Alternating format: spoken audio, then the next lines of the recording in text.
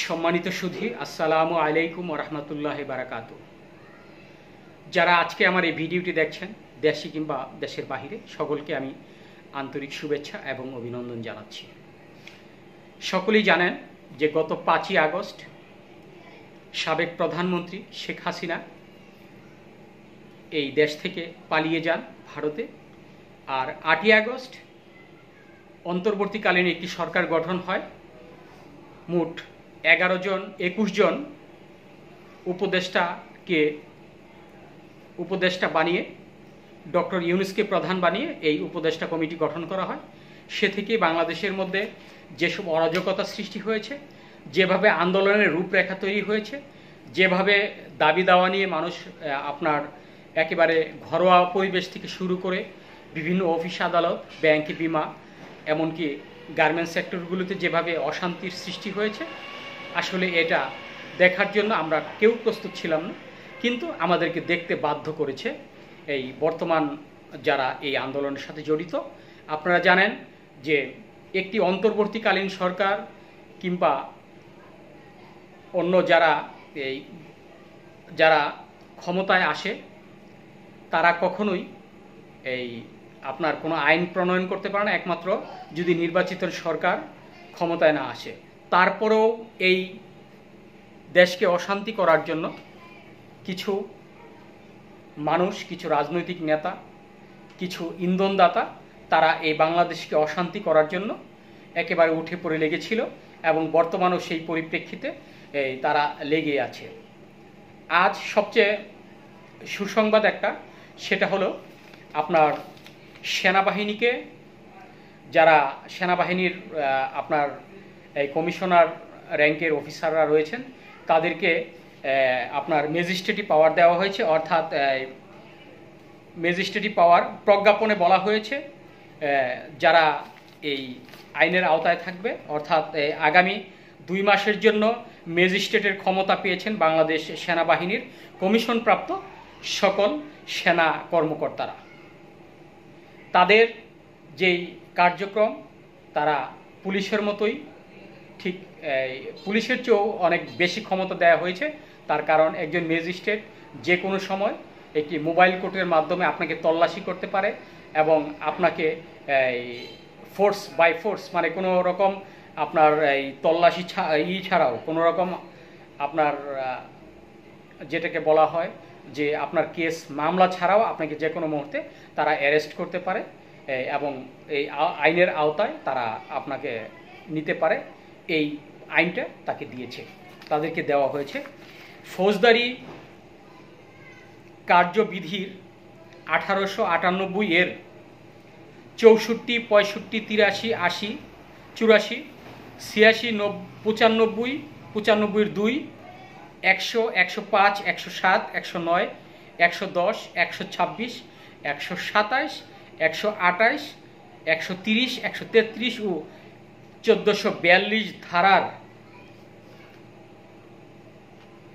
যে আইনগুলো রয়েছে, এই আইনগুলো আপনার বিবেচনায় নিতে পারবে বলে এই যে সেনাবাহিনীর যে অফিসারগুলো, তাদেরকে দেয়া হয়েছে। আপনারা জানেন সকলেই, আপনার গতকাল থেকে এই বিষয়টি নিয়ে আলোচনা হচ্ছিল। আজকে সেটা পূর্ণাঙ্গ রূপে এই সংবাদ সম্মেলনের মাধ্যমে সেগুলো জনগণকে জানিয়ে দেওয়া হয়েছে। এখন ব্যাপার হচ্ছে, অনেক সময় আমরা শুনে থাকি যে অনেক কথার অনেক দোষ, বুঝে শুনে কথা কোষ।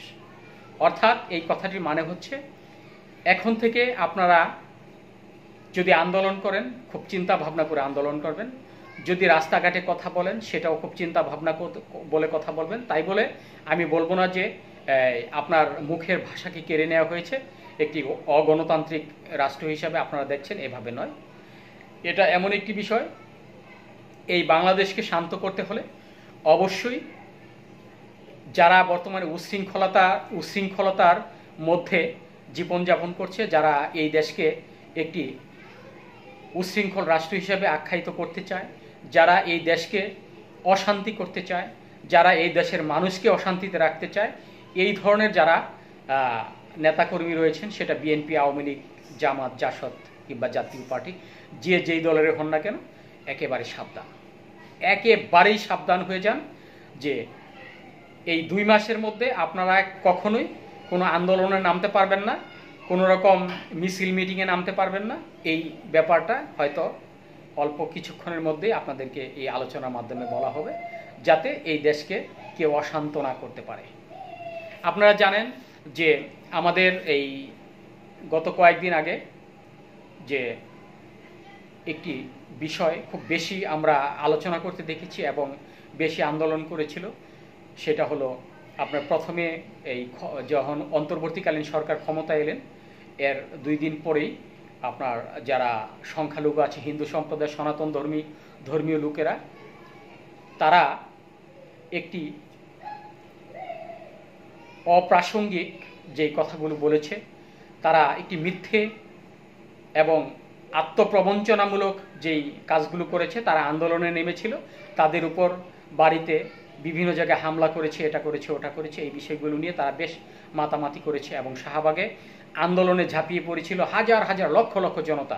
কিন্তু আসল মূল ব্যাপারগুলো কিন্তু এটা ছিল না।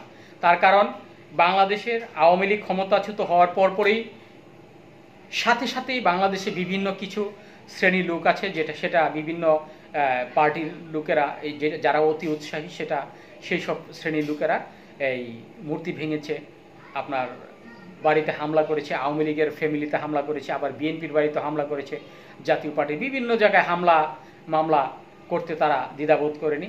তারা আসলে সুস্থ কোনো রাজনীতিতে তারা রাজনীতি করে না। তারা একেবারে, আমি কি বলবো আপনাকে, একেবারে নেতিবাচক যারা রাজনীতিবিদ, তারাই এই কাজগুলো করে থাকে। আপনারা জানেন যে এর পরেই আপনার আনসার বিডিপিরা যে আন্দোলনের রূপরেখা নিয়ে যেভাবে সচিবালয় ঘেরাও করেছিল, তারা সচিবালয় আর অল্প কিছুক্ষণ যদি থাকা যেত তাহলে সচিবদেরকে তারা একেবারে কোণঠাসা করে ফেলেছিল এবং তাদেরকে পদত্যাগ করতে বাধ্য হতেন। হাজার হাজার আপনার সেই আনসার বাহিনীরা একেবারে রাস্তায় নেমে এসেছিল এবং তারা সচিবালয় ঘেরাও করে যে একটা উৎকণ্ঠা সৃষ্টি করেছিল, অল্পের জন্য তারা আমাদের এই যারা অন্তর্বর্তীকালীন সরকারের এই উপদেষ্টা মণ্ডলী রয়েছেন তারা বেঁচে গেছেন। পরবর্তীতে এই বৈষম্য বিরোধী ছাত্র আন্দোলনের নেতারা গিয়ে তাদেরকে উদ্ধার করে এবং এটাকে নিয়ে বেশ হইচই পড়ে। তৃতীয় বিষয়টা এখন বর্তমানে যেটা চলছে সেটা হলো গার্মেন্টসগুলোতে যেভাবে শ্রমিক অসন্তোষ সৃষ্টি হয়েছে। আপনারা জানেন যে এই গার্মেন্টসগুলোতে প্রায় আপনার 10 লক্ষ, আমাদের শুধু ঢাকা সিটিতেই প্রায় 10 থেকে 15 লক্ষ শ্রমিক এখানে কাজ করে। এই প্রত্যেকটা শ্রমিকের আবার প্রায় 10 জন 12 জন করে সংসার রয়েছে, মানে সংসারের মানুষ রয়েছে, তাদেরকে তারা ভরণ পোষণের যেই দায়িত্ব পালন করছে। যদি এই গার্মেন্টস সেক্টরগুলো বন্ধ হয়ে যায় তাহলে দেখবেন যে এই ঢাকা শহরে মানুষ আর বাস করতে পারছে না, কারণ তারা বাড়ি ভাড়া দিতে পারবে না, বিভিন্ন কাজকর্ম করতে পারবে না, আর এই গার্মেন্টস শ্রমিকরা না খেয়ে মরবে। আমি মনে করি যে বর্তমান যে অন্তর্বর্তীকালীন সরকার যে পদক্ষেপ নিয়েছেন, যেই রাষ্ট্রীয় চিন্তা ভাবনা করে এই দেশের মানুষকে শান্ত করার জন্য যে প্রচেষ্টা চালাচ্ছেন, এই প্রচেষ্টাকে সাধুবাদ জানাই এবং স্যালুট জানাই। যাতে আমাদের যতদিন পর্যন্ত একটি নিরপেক্ষ তত্ত্বাবধায়ক সরকারের মাধ্যমে এদেশে গণতান্ত্রিকভাবে একটি নির্বাচন না হবে, ততদিন পর্যন্ত তাদেরকে আমাদের প্রত্যেকটা মানুষের সাহায্য করা উচিত, তাদেরকে সাহায্য করে এগিয়ে নেওয়া উচিত, যাতে রকম কোনো প্রকার কোনো সমস্যা না হয়। আমি আজকে কয়েকটি পত্রিকাতে পড়েছি, সেটা হলো তারেক জিয়া বলেছেন, বিএনপির যে মহাসচিব তিনি বলেছেন যে যতদিন লাগে ততদিন আমাদেরকে এই অন্তর্বর্তীকালীন সরকারকে সাহায্য করতে হবে, যতদিন পর্যন্ত এই দেশকে সংস্কার না করা হয় ততদিন পর্যন্ত এই সংস্কার ইনশাল্লাহ চলবে এবং চালিয়ে যেতে হবে, তাদের যাতে কোনো প্রকার সমস্যা না হয়। আমি মনে করি সেটা জামাতও বলেছে, এখন শুধু বাকি রয়েছে আওয়ামী লীগ। আমি মনে করি সেটা কয়েকদিন পরে বাংলাদেশ আওয়ামী লীগও বলতে বাধ্য হবেন। তার কারণ হচ্ছে একটি দেশে যদি গণতান্ত্রিক কোনো রূপরেখা, গণতান্ত্রিক কোনো চিন্তা চেতনা, দেশে যদি গণতন্ত্র না থাকে তাহলে একটি দেশ কখনো চলতে পারে না।